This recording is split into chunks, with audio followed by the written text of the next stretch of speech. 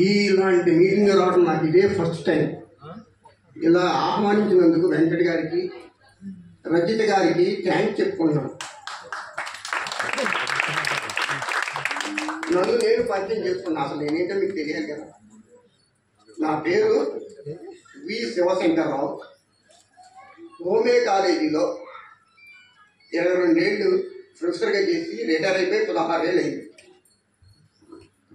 అది కూడా ఎక్కడంటే Gudivada doctor GGH medical college. ఇక్కడ వీళ్ళు ఏంటంటే ఈ మధ్య వాడు మా ఇంటికి రెండుకి వచ్చి మూలాను బాగా పరిచయం అయ్యి ఇవాళ నాకు ఇలాంటి అదృష్టం కలిగింది ఇన్విటేషన్ పిలవడానికి. తెలియదు కదా. ఇప్పుడు కూడా వీళ్ళ గురించి చెప్పాలన్నా వాళ్ళకి ట్రీట్మెంట్ నేను చెప్పగలను. అంటే ఏం చేయాలి? ఫస్ట్ ఇక్కడ వీళ్ళు చూసేటట్టు ఇంటికి వెళ్ళినాక పేరెంట్స్ కూడా అలాగే చూడాల్సిందే.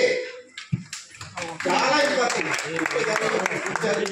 అని అట్లా వదిలేస్తే వాళ్ళకి ఏమండి ఇంప్రూవ్మెంట్ రాదు.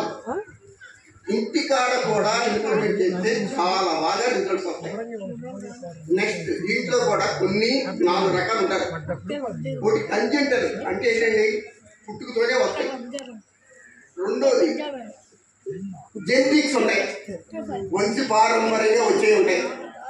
ఆ వంశీ పారంపర్యంలో కూడా 8 తరాలు ఉన్నది, ఒకళ్ళ ఇద్దరు కాదు. 8 తరాలు అంటే ఎవరు తెలుసు? మనకే తెలియదు. అమ్మ, తాత, ముత్తాత వాళ్ళు తెలుసు. Third diseases. ఫోర్త్ సివియర్ అంటారు. అది అయ్యా తగ్గదు.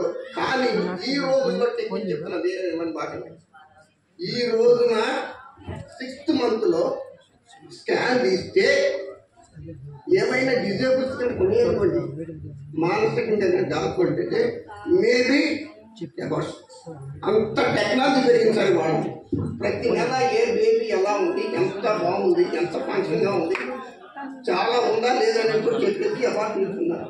కానీ వీళ్ళకి మనం హెల్ప్ చేయాల్సిందే, సహకరించాల్సిందే. అప్ టు 20 years వాడు చెప్పింది కాదండి, 20 ఏళ్ళు శుభ్రంగా వాళ్ళకి సహాయం చేస్తే maybe develop as a man. Thank you.